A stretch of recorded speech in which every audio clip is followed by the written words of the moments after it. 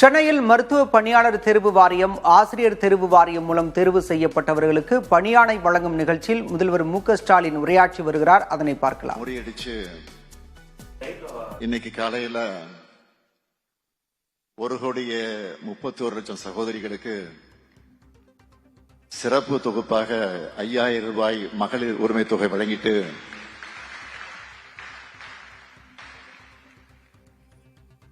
மிகுந்த மகிழ்ச்சியோடு மனநிறைவோடு இந்த நிகழ்ச்சிக்கு வந்திருக்கிறேன். இன்று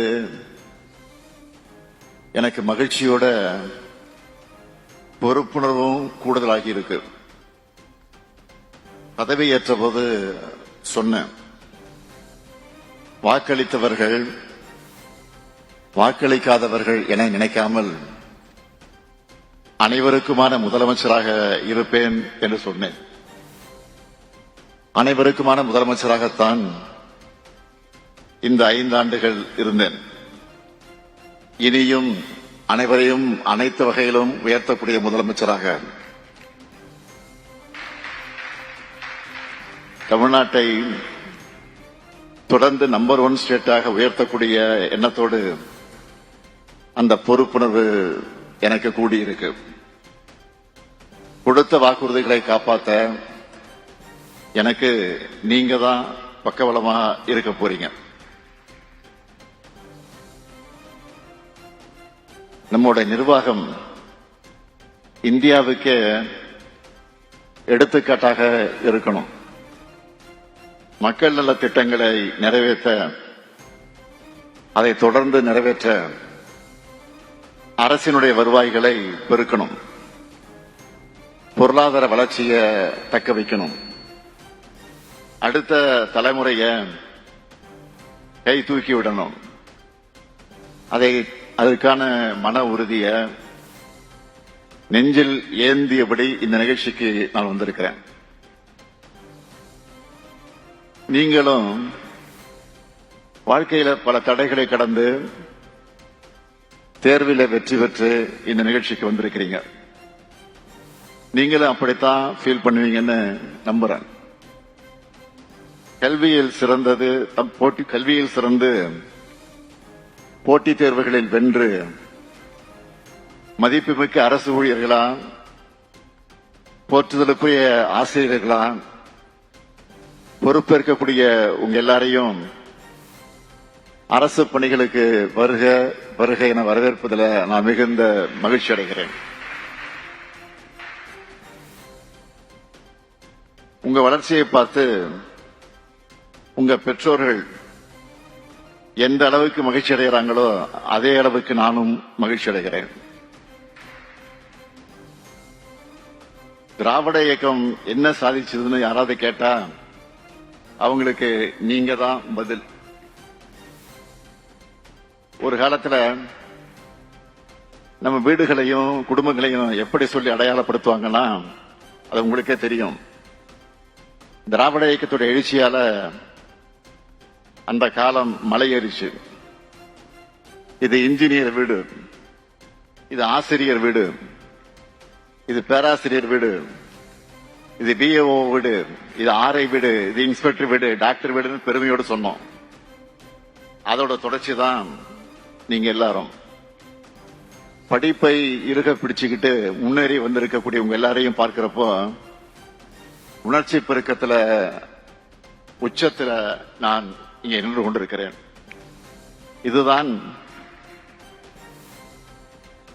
இதுதான் தமிழ்நாடு எப்போதும் பார்க்க விரும்பும் காட்சி. இந்த நாள் உங்கள் கனவுகள் நனவாகி இருக்கக்கூடிய நாள், உங்கள் பெற்றோருடைய கனவுகள் நிஜமாகி இருக்கக்கூடிய நாள், உங்க குடும்பங்களுக்கு நீங்க பெருமை தேடி தந்திருக்கக்கூடிய நாள். அந்த வகையில பொன்னான ஒரு நாள். தமிழ்நாடு அரசு பணியாளர் தேர்வாணையம், மருத்துவ பணியாளர் தேர்வு வாரியம்,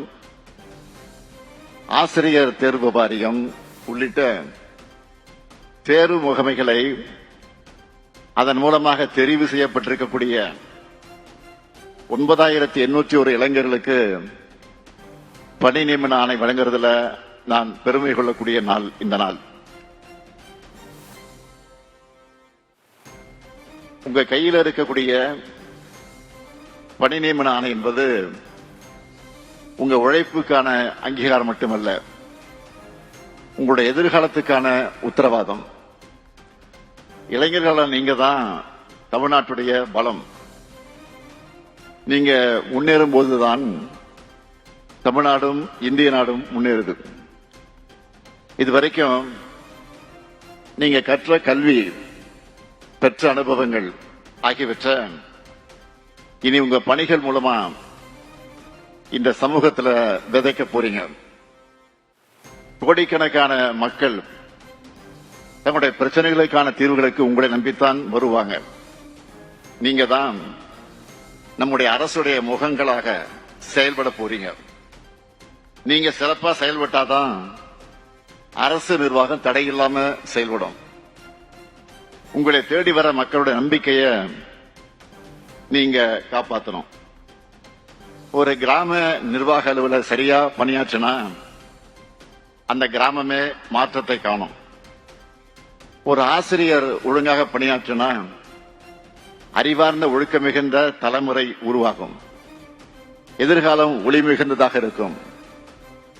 ஒரு மருத்துவர் கடமை உணர்வோடு பணியாற்றும் போது ஒரு உயிர் காப்பாற்றப்பட்டு அவங்க குடும்பமே மகிழ்ச்சிக்குள்ளாகுது. அப்படிப்பட்ட மகிழ்ச்சியை நீங்க சார்ந்த துறை மூலமா தமிழ்நாட்டு மக்களோட வாழ்க்கையில ஏற்படுத்தணும். நம்ம திராவிட மாடல் அரசை பொறுத்த வரைக்கும் கலைஞர் மகளிர் உரிமை திட்டம், மக்களை தேடி மருத்துவம், இல்லம் தேடி கல்வி, உங்களுடன் ஸ்டாலின் போன்ற ஏராளமான முன்னோடி திட்டங்களை செயல்படுத்திக்கிட்டு வரோம். இதுவரைக்கும் தமிழ்நாட்டு வரலாற்றிலே இல்லாத அளவுக்கு மக்களை தேடி போய் அரசு ஊழியர்கள் அவருடைய குறைகளை தீர்த்து வச்சிருக்கிறாங்க.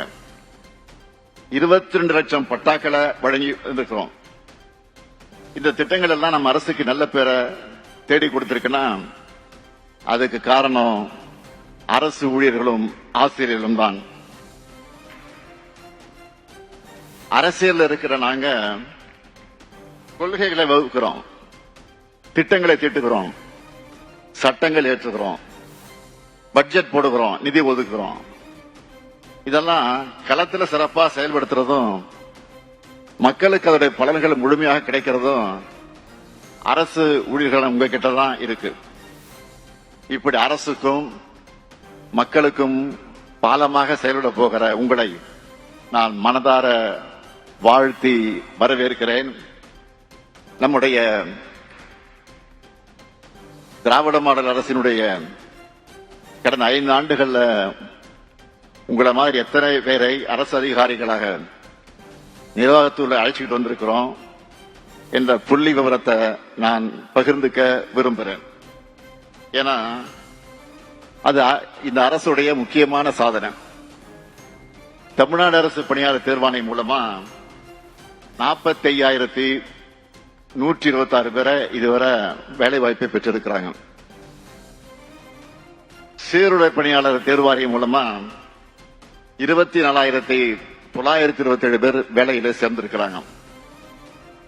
ஆசிரியர் தேர்வாரியம் மூலமா 12,894 பேர் சேர்ந்திருக்கிறாங்க. மருத்துவ பணியாளர் தேர்வு வாரியம் மூலமா 11,244 பேர் சேர்ந்திருக்கிறாங்க.